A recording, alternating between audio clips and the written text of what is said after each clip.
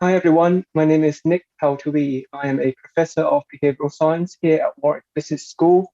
And today I would like to talk to you about a policy that is related to income inequality, rank income, and happiness.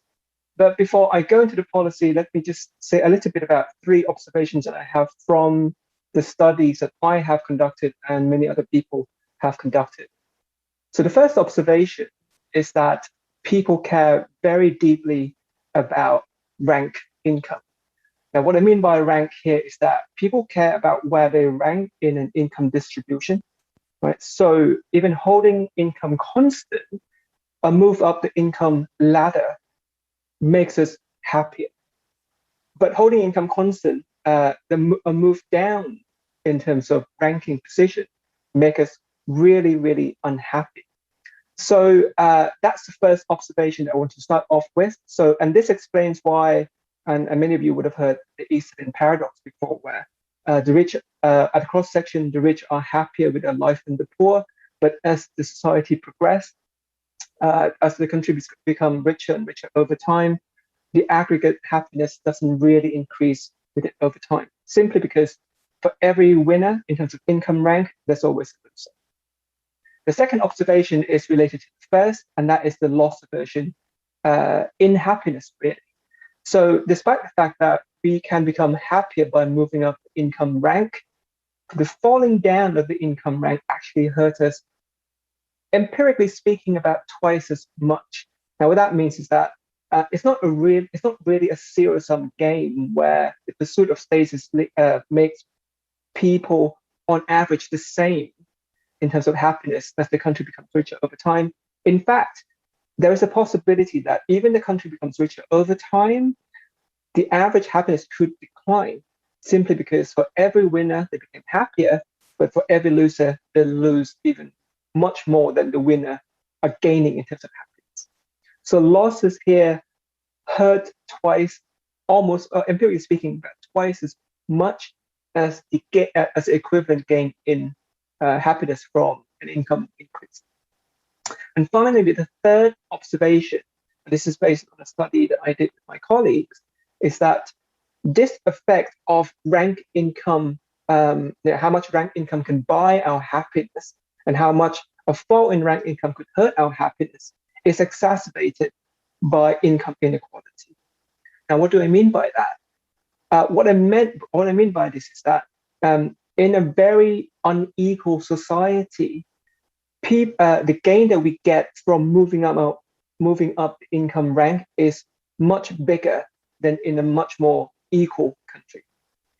And in a similar way, the fall from coming down the income rank is going to be much bigger in a highly unequal country comparing to equal country.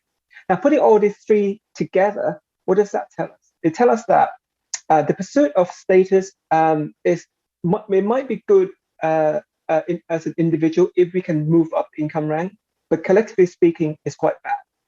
But it gets a lot worse in a much more unequal society because each marginal effect of income rank on happiness gets kind of amplified, whether it's a positive and negative in those societies.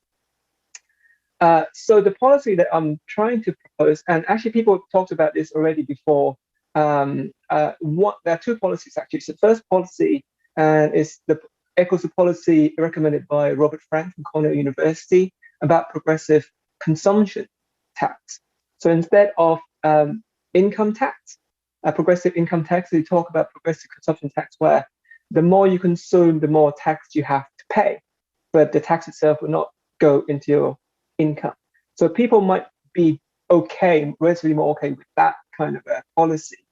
But the policy I'm trying to propose is a slightly different, slightly more bold than that, because we know that we want to live in a society where the pursuit of income rank doesn't give us as much hit in happiness as we want to, and the fall wouldn't be as bad as it would be in an unequal society.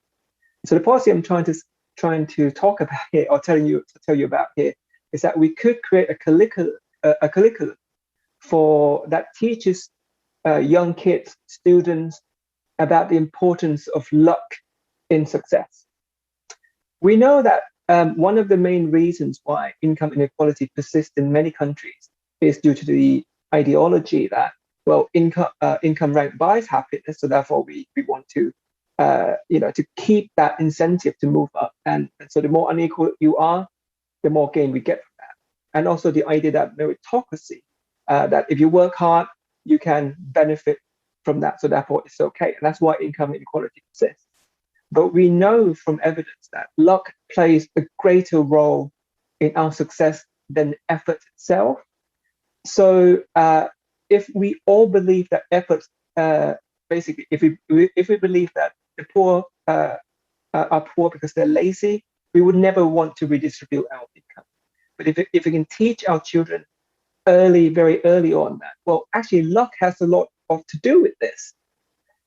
We know from evidence that we're more inclined to redistribute our wealth, to reduce that inequality in our society, and therefore could have potential payoff in reducing this rank income effect on our life satisfaction. And just to end this talk, I think this would be a very cost-effective policy to implement. Perhaps I wouldn't get as much backlash as progressive consumption tax proposed by Robert Frank, because people don't like taxation in general. But I think if we get our children to kind of learn that success that we get in our lives, luck has a lot of important role to play with that. And therefore, if we could redistribute, we should. And that's it, really. Thank you very much.